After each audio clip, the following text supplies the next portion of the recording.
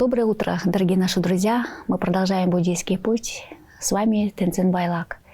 18 и 20 декабря в городе Кызыли в Тувинском госуниверситете прошла Всероссийская научно-практическая конференция.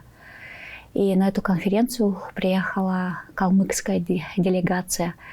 И в нашу студию пришли Шарапова Валентина Басанговна, член конвента монголов мира, практикующий буддист и психолог на основе буддийских практик, а также Ачирова Галина Николаевна, это заслуженный врач Республики Калмыкия. И мы хотели бы спросить о тех впечатлениях от конференции, от поездки, и мы хотели бы услышать об их опыте, о тех знаниях, которые они услышали на конференции, то, что они знают, и что будет для нас полезно, для тувинцев, которые сейчас тоже практикуют буддизм, участвуют на конференциях по буддизму, и также всем ученым, которые будут приобщаться к буддийским практикам и исследованиям. Здравствуйте, дорогие наши гости. Мы хотели бы спросить о всех впечатлениях и наставлениях, наверное. Сэн минды хархцхай. Так говорят наши калмыки. Я, как член монголов мира, настолько сопряжена с состоянием буддизма и так рада приехать сюда, в такую красивую, чудесную, с такими величайшими людьми, тувинцы. Я открыла для себя целый пласт, к которому я стремилась. У меня было такое впечатление, что я здесь когда-то была, когда увидела, когда красивые горы. Такое ощущение, что в прежних жизнях я здесь была. Это я говорю как практикующий буддист и практикующий психолог на основе буддийских практик. Конференция очень важна, что она проходит именно в Тыве. Такое ощущение красоты. Я всегда представляла тувинцев такими охотниками, которые ходят с ружьями, со стрелами. А здесь оказались чудесные люди с современным открытым лицом, с красивой сердечностью. А сердце настолько теплое и горячее, что Тува для меня теперь родное место. И когда я буду выезжать на свои монгольские места, здесь недалеко, это Западная Монголия, я по роду из калмыков Тургут. То есть это родина, в принципе, наших калмыков. Такое ощущение, что я приехала сюда к себе на родину. Конвент монголов мира объединяющий. Это международная организация, в которую я вступила в 2006 году. Что такое конвент монголов мира? Это объединение монгольских, тюркских народов. Великолепный тувинский народ, тюрко-монгольский народ. И я, как практикующий буддист, прошедший 5 школ, моя жизнь сопряжена именно с буддизмом, с практикующим, потому что мой предок, он был управляющим Лаганского и Долбанского хурула. Я рождена в Сибири в 1937 году, это Омская область, я из репрессированных. И поэтому в нашей семье буддизм был в крови, внутри. При всем при том, моя мама всегда говорила, твой Ава, он никакой враг народа. Поэтому сейчас вот эта конференция, которая проходит в Тыве, именно в такое время, сегодня мы встретились с такими людьми, которые находятся с этими ребятами в СВО участвующих. Буддистов говорят, причинно-следственная карма. Значит, такое время. Вот сейчас мы проживаем. И я как психолог, как практикующий психолог, веду тренинги, которые основаны на практиках буддизма. Вот сейчас я дам один пример, который используется из восхваления 21 тары. Что такое тантра? Мы, когда практикуем, мы становимся в тантрическом состоянии божествами. Вы Тара, Галина Николаевна Тара, я Тара. Я, когда практикую, и читаю, я становлюсь Тарой. Тара не где-то там, она внутри, в душе, в состоянии внутреннее состояние Тары. И когда Тара говорит в этом 21 восхвалении, она говорит: вы красивые, вы величайшие, вы благоречивые, вы сердечные, вы великая, вы мудрая. И вот это состояние величания передается через мантры, через восхваление. Что такое восхваление? Это возвеличивание собственной красоты, сердечности, доброты, счастья внутри. Что такое буддизм? Быть кем? Все живые существа быть хотят кем? Быть счастливыми. И поэтому 21 тара – это чтение о счастье, о любви, о доброте. Далай-лама говорит, нам не нужны большие дома, нам не нужно в день поедать столько пищи. Главное, буддист – это доброе и красивое сердце. И когда я встречаюсь с людьми, я всегда внутри себя возвеличиваю человека. Как бы там было, какой бы там он ни был. Мама мне в детстве говорила, когда перед тобой сидит человек, ты никогда не оценивай его по внешности, никогда его не представляй каким-то. Ты не знаешь, кто перед тобой сидит. Это величайшее существо. И так к нему относись. Вот одна из техник, которые я даю на своих тренингах, это возвеличивание, любовь, ощущение счастья, красоты, величание человека. Это идет к чему? Просветлению, вибрации, мантры, чтение мантр. Итак, это одна из жемчужин, которую я использую как психолог-тренер на основе буддийских практик. А других, кстати, на этой конференции я участвовала в 3-й секции. Ко мне подошли очень много людей, женщин, красивых женщин, психологи, которые работают в кадетском корпусе, в санатории. Они попросили дать возможность практиковать, применять в жизни состояние практик, состояние буддизма. Мало знать тексты, мало знать, читать мантры, но внутренне применять в своей жизни – это очень-очень важно. Проявлять свое, то есть делиться своей красивой внутренним состоянием Будды. Идти к просветлению, к счастью. Да, ну прям это тоже целый тренинг. Это услышать, тренинг, да. Это все. Это нужно прям. Да, это передается. Энергетика передается. Буддизм – это же наука. Это наука об энергиях, наука о вибрациях, наука о звучании, наука о запахах, наука о видении. Ну, давайте немножко расскажите по поводу, может, даже с медицинской точки зрения. И вы еще можете рассказать тоже о полезных техниках, ежедневных практиках, что нужно делать, чтобы быть уверенным, вот, красивым. Тема прошедшей конференции, она звучит так, что это духовно-психологическая реабилитация участников специальной военной операции, членов их семей с использованием буддийских практик.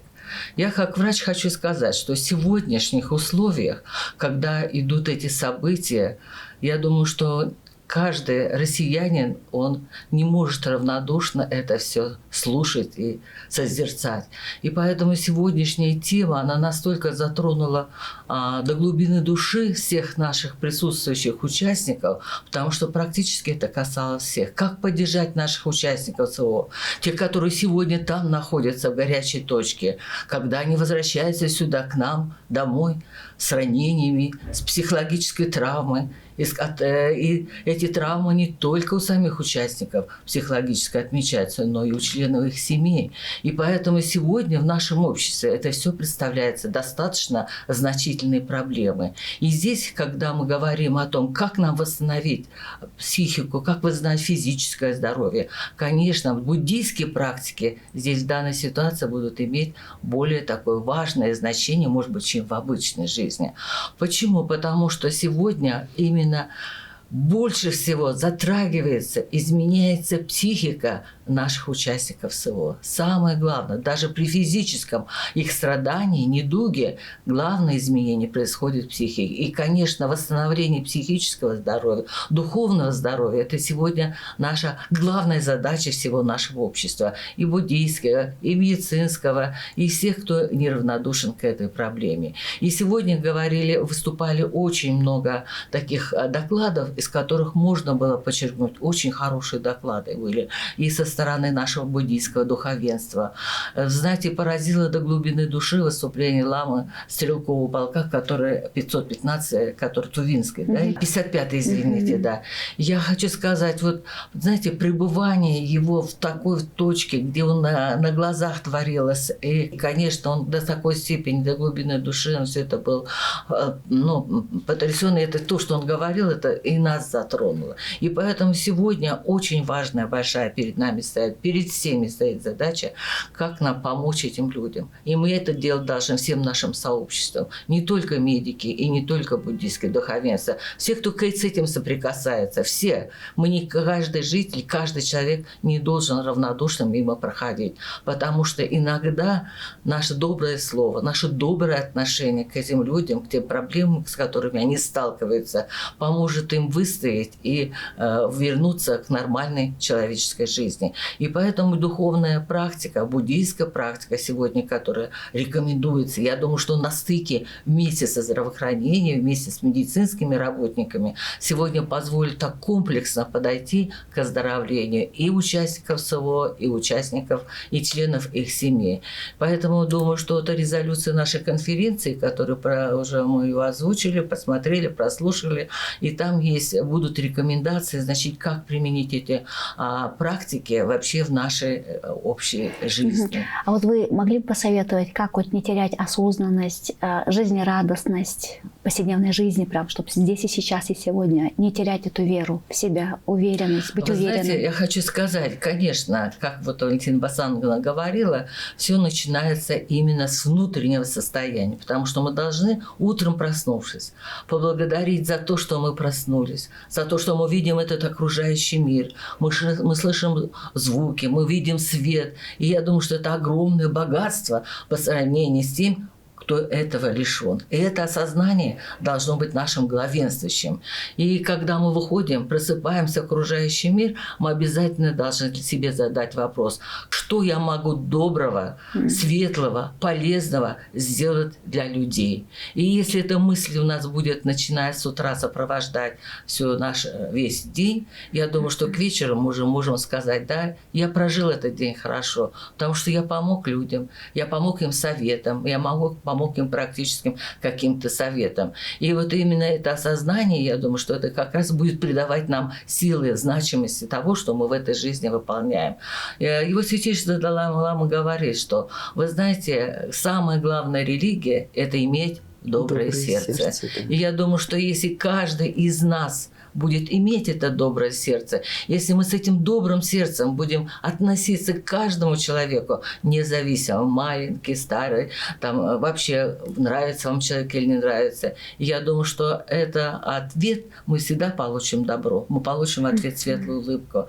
Поэтому хочу сказать, что дарите людям добро, дарите людям сострадание, милосердие и просто улыбку. И я думаю, что ваш день будет прожить не зря. В завершение я хочу поздравить наших земляков по буддизму и вообще жители Тувы, Республики Тувы. Во-первых, хочу поблагодарить организаторов проведения этой конференции. Конференция прошла на высочайшем уровне с представлением очень большой научной общественности, практических психологов, врачей. И я думаю, что этот опыт и сегодня то, что мы услышали, конечно, они нам всем пригодятся. Всем, кто там был и даже кто и не был. Поэтому хочу поздравить всех жителей Тувы с наступающим Новым годом. Во-первых, хочу пожелать, чтобы был мир на нашей планете, чтобы был мир в каждом доме. Пусть в каждом доме будет добро, счастье, любовь. И тогда, я думаю, что главное, что если будет для нас мир, мы все будем от этого счастливы. Так что счастья, мира, добра всем вам, нашей планете и нашему миру. Молите, Наташа. Сегодня я хочу Пожелание. сказать словами высочайшего ламы, Хамбы ламы.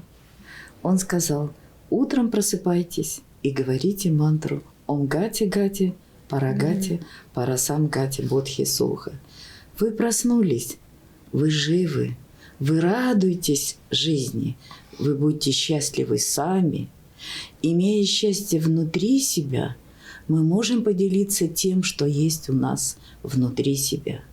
Вторая жемчужина – это состояние счастья. То есть буддизм – это работа с умом. И человек, умеющий совладеть со своим умом, человек, который может усмирить своего строптивого слона, как мы говорим, в каждом хуруле есть понятие сансара и нирвана, и круг, который мы преодолеваем в этом рождении, это работа с собственным умом. И буддизм – это главная практика обуздания собственного ума. Ум может быть счастливым, может быть депрессивным, может быть уязвленным, обидчивым. Вот этот ум устраняется. Есть такое понятие браслет миллиардера. Отслеживайте собственный ум, не следите за другими. Собственное состояние ума дает счастье. Ом Гати Парагати, Парасам Гати, Бодхи Суха. Величайший тувинский народ, счастье великолепного состояния души, ума и сердца, долгих лет жизни в радости, в состоянии любви, состоянии бесконечного, как голубое небо, которое открывается ясным зимним летним днем над Тувой, над миром. Мы, буддисты, мы желаем всем живым существам в 6 мирах. И человеческая, как сегодня Лама говорил, драгоценная человеческая жизнь, она дается для того, чтобы мы здесь прошли путь и были просветленными. Спасибо вам большое, что вы пришли. И, дорогие наши телезрители, на этом мы завершаем буддийский путь. И до встречи в новом году, с наступающим Новым годом. До свидания.